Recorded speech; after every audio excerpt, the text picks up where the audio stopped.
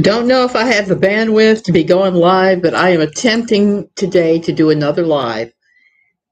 But if this does not work out, I will not be doing a separate video on this one because this one is really just my own personal rant about someone and something that is pretty ridiculous.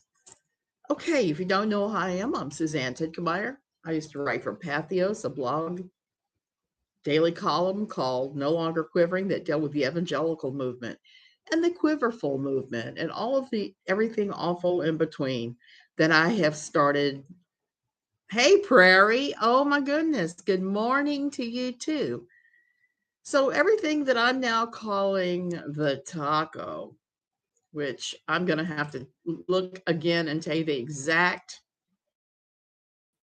real quick, definition of that, because Cindy Kunstman gave it an problematic, high demand religious organization. TACO stands for Totalist Authoritarian Christian Organization. So I'm starting to use that instead. I love tacos too. Oh, I'm sorry you got to burn. I know what that's like. And I will be praying for it. I love tacos too. There's a place here called Little Lucha that is decorated with carne asada is your favorite? I really like the shrimp ones. I was going to say Little Lucha does amazing tacos of every type. They have all kinds of stuff, and I love their shrimp tacos. I will go a country mile for a shrimp taco from Little Lucha. So they have good carne asada varieties too. I've had those as well there. So that's why I'm calling these types of Christians tacos. El Chapato in Lincoln, Nebraska. I don't care for shrimp. Kosher fish, yes. Well, that's a good thing because that leaves more shrimp for me. I love my shrimp, but I love my fish tacos. I love pretty much anything. If you're going to wrap it around in a tortilla shell and throw vegetales, and cheese in there with it, I am going to love it. So it amuses me to no end to call these people tacos. Right. I love that differences can make the world better. They certainly can, and they certainly do. I will say that. And that's kind of leads me to my main point today. Alice Beth Stuckey. If you don't know who she is a Christian provocator. She is another one of the endless line of influencers like Lori Alexander and others. But the thing about her, she's young, she's attractive. She's attractive enough that Fox News consults her on a regular basis and they take a look at her various things she says and at her oh man, I'm having a brain fart today. She has the thing you do where you just talk. And I can't even think what those are called. And God knows because I listened to a few of them. So it's a Saturday morning and I am confused as hell. Since my car accident, I had been on increased doses of my Lyrica, and it's not helping my brain. I'm forgetting the hell out of stuff. A podcast, that's it. She is a pundit for them and does commentary and the like. And I never took her seriously because she hasn't been on the scene that long, I don't think. And most of her stances are just ridiculous. Well, she has sounded off on travel. So that got my attention because, you know me, I travel a lot. I traveled to Nicaragua on Tuesday. So I travel planes, trains, buses, and automobiles. I've done it all. So when I see something like this, and I'm going to read it to you, I just bust out laughing. Got your Lyrica filled and on mild opioid pain relief. You're fair lucid. I'm not. Lyrica, every time they bump up my dose, I'm like humming, not remembering at all. So she posted on her, I guess it would be Instagram, refresher for air travel attire rules. These are her rules that she would like to see all airlines enforce. No open-toed shoes. I don't want to see or smell someone's feet next to me. Also, unless you're TSA pre-check, and she misspells that, that means you'll have to go barefoot through security. No, ma'am. Also impractical if you have to scurry to catch your flight. Wait a minute. That just makes me laugh because I have flown so many times wearing my stupid flip-flops. I'm one of those people, if you put regular shoes on me, I'm kind of like what you do with cats and you stick the tape on their paws and they're doing like this. That's me with real shoes on. And it has been for a long time. I much prefer flip-flops and Crocs to anything else, clogs like Crocs. On Tuesday, I had to travel to Nicaragua, and unfortunately, I wasn't flying. I was on my feet, so I wore my tennis shoes, which I hate, but I'm sure she would hate them too because they're tie-dyed. Yes, these are like putting stamp on a cat. See how dirty? And that was on a road. See how dirty that is? Because they were sparkling clean before that. So I actually travel a lot. The Tevas are good. Yes, I've had those. I also have shoes that I used to love, but I worn them out. I've got to go back to the States and get a pair. J41s. They have high arch support. The cutest can be. You can get them to look like Mary Jane's and various things. And they are just like tennis shoes and better. They have so much arch support and so much crazy stuff. So that's one of those things. I will wear those like crazy. But here's the thing. I don't want to be dictated and told I can't wear my flip-flops on the plane. And Alice, wearing sandals means you actually have your feet a little cleaner than if you're wearing these sweaty ass things. These things will make your feet sweat like there's no tomorrow. But I wear them because I like arch support when I'm running across the border. And it is about a 2-mile round trip walk. We figured out the other day, measured it. So Alice is saying all this El Crapo as usual. And then she goes on to say, no shorts over the age of 11. I just think it's gross for legs to touch these nasty seats. Also, it's cold on planes. So she wants everyone not to wear shorts. This is typical for so many of these cultural enforcers. I got news for her. I'm flying however I damn well please. I'll agree with her. The seats are probably gross because I know they don't get much of a cleaning. The planes don't between turnarounds. But I usually fly in a pair of leggings. And I know that she really hates leggings in every shape and form. And this is just typical for them where they want to tell you what to do. They want to make their personal ideas, laws, and rules. The proper outfit is comfortable, but nice pants.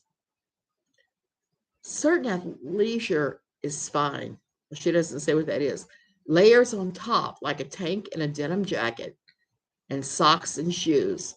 All infractions will be fined. Who died and made this woman airplane cop about what you wear? Nobody. I need my leggings to prevent chub rub. She can kiss my peaches. Yeah, that's the same when I'm on a plane, especially. And I tend to layer on top, sometimes on bottom, because planes are extremely cold. And coming from Costa Rica and going to the States, it's going from warm and comfortable to cold for me every time. I don't care what time of year it is because of how air conditioned all the US is. So for her to tell me that I can't wear what I want to wear and I'll be fine is ridiculous. Airlines, they have basic rules. You can't show up wearing a thong bikini. They're just not going to let you on with something that revealing.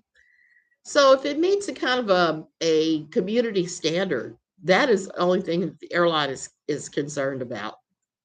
That's it. They don't care if you have your leggings on and you're showing all your rolls that you're behind.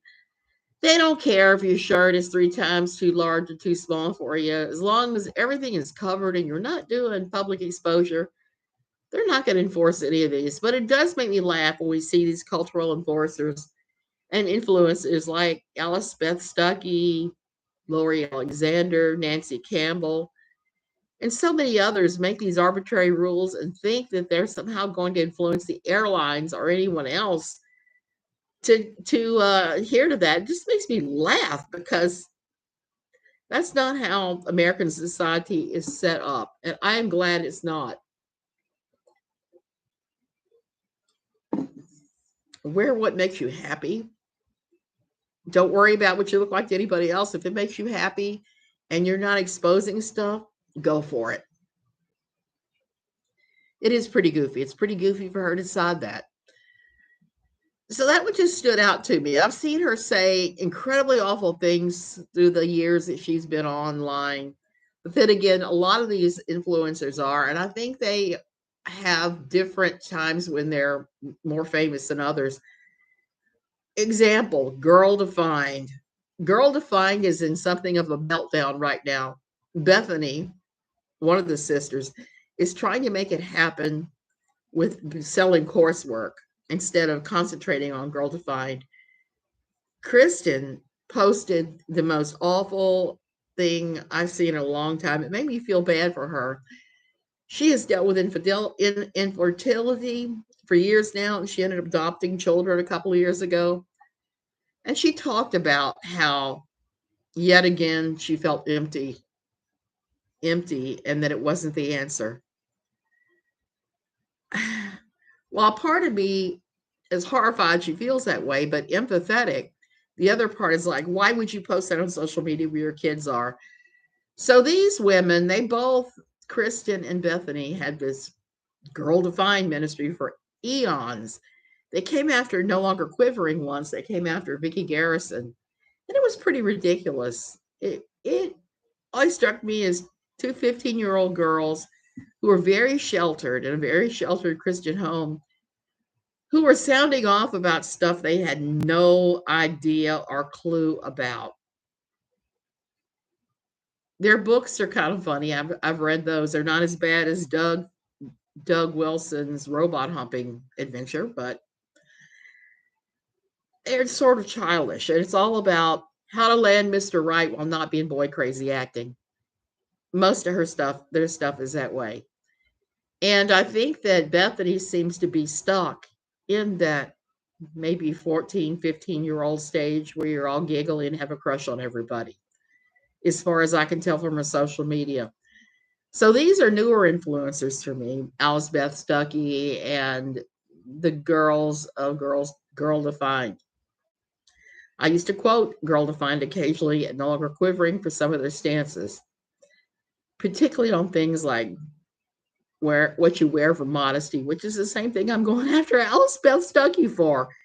No one, let me repeat that, no one has the authority to tell you what you can and cannot wear.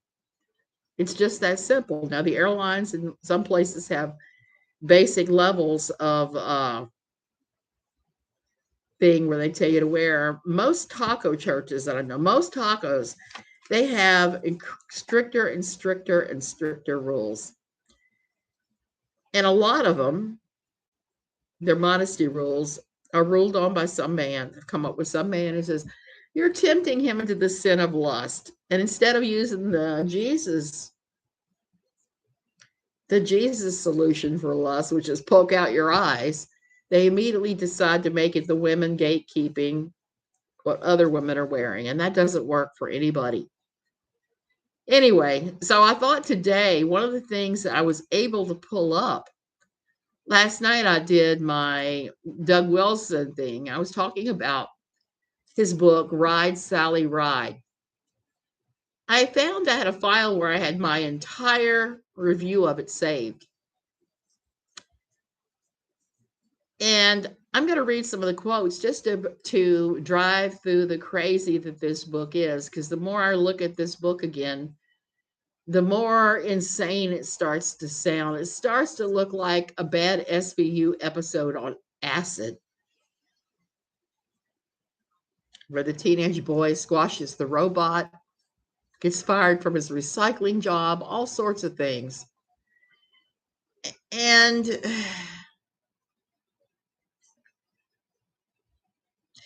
Some of the quotes are just crazy. Here's one at the very beginning of the book. When he already squashed the robot, the police were sniffing around. His boss, Dave, is firing him. With that, Dave erupted, turning red in the face and just locating. Wally, I think the world of you. I will pray for you. May God richly bless you. I will really pray for you, promise. When he was done shouting his strange benediction, he flipped Ace off with both hands. I'm not going to do the chapter. And I kind of laughed at that when he posted that because it was ridiculous. He has invented a world where everything is upside down and the state is splitting between not even red state and blue state, but he has it, they're splitting between godly and ungodly. Pull up some of the other ones that were just giving me pause because I was reading this late last night. Didn't even realize it saved it. Was just laughing. So he has a district attorney named Connor Connerson. Most ridiculous name on the planet. Dude, if you're going to invent that, call him something like Connor Conover or something, but not Connor Connerson. That would be like you doing Dave Davison and the guy before. So he's talking about this district attorney, Connor Connerson, who's gay and flexes in front of mirrors for hours. And quote, he felt the responsibility of destiny settle upon him. Connor said it exploded into an odd mixture of jubilation and rage. This was the case he was born to litigate. Oh my. This was not the book that Doug was born to write. He also throws around the word wokeness over and over and over again in the book and describes the district attorney's staff as, quote, this was a crackerjack team. They knew the law. They knew what justice ought to be. And as each one of them had slept with pretty much all the others, they knew each other. What does he think is going on at these district attorney's offices? I have had interaction at various district attorney's offices having to do with my job, and it's not like that at all. It's not a freewheeling orgy of fun for anybody, and that's a shame, because who doesn't like orgies occasionally? At least hearing about them. Not saying I ever participated in one. I'm just being sarcastic about him and his orgy thinking, orgy orans.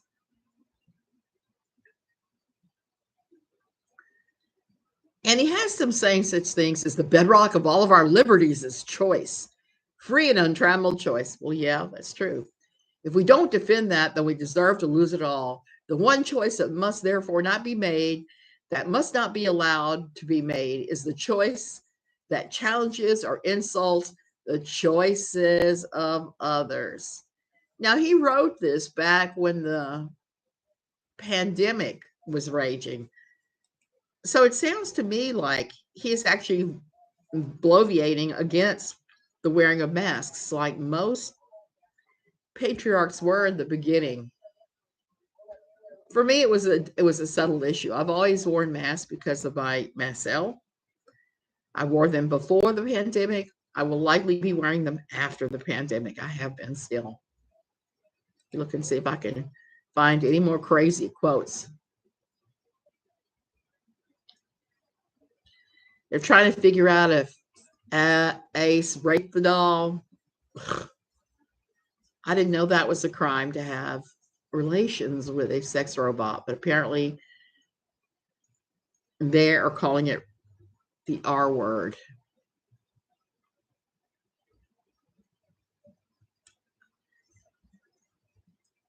Okay, let me see real quick.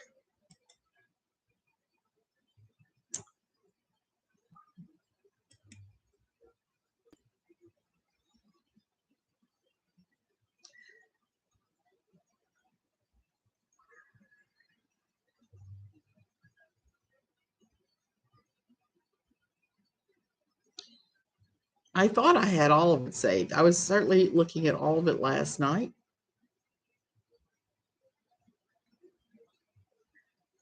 I don't know where it has gone.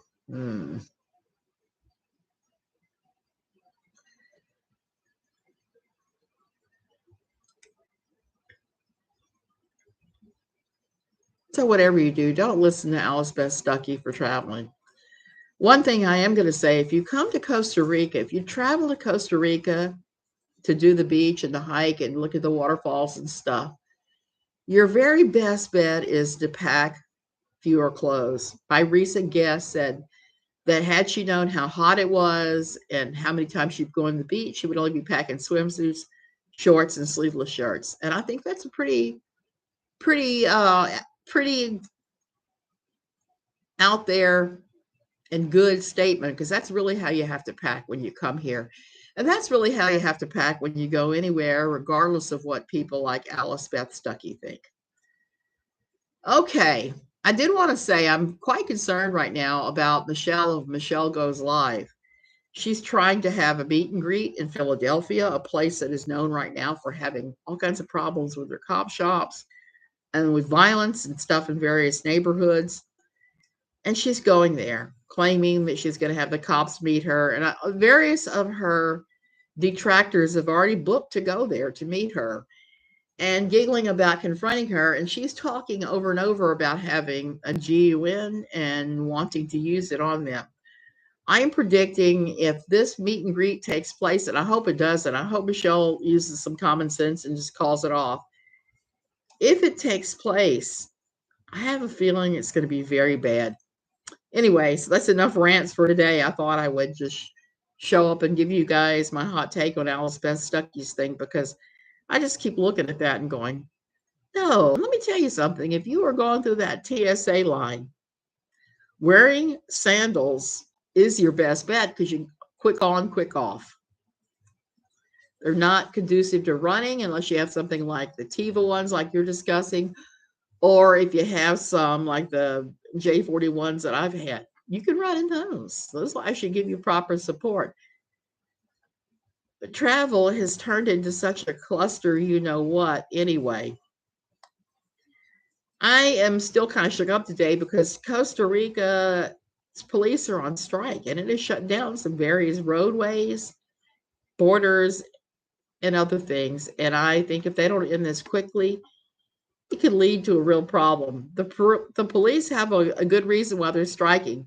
They are striking because they've just been ordered to work more days with less time off, because there's such a shortage of them throughout the country. They're striking because they don't want to work that many days in a row. I don't blame them. I don't blame them at all. I know what it's like to work those extreme long shifts and then get a small amount of time off. It sucks. It's a pain in the ass. And I realize when you're law enforcement, you just kind of sign up for these kind of crazy shifts, but not like that. Okay, you guys, I am going to go. I'm going to go ahead and go. I've rambled way too much. Just wanted to say hi on this Saturday morning and hope you're doing well.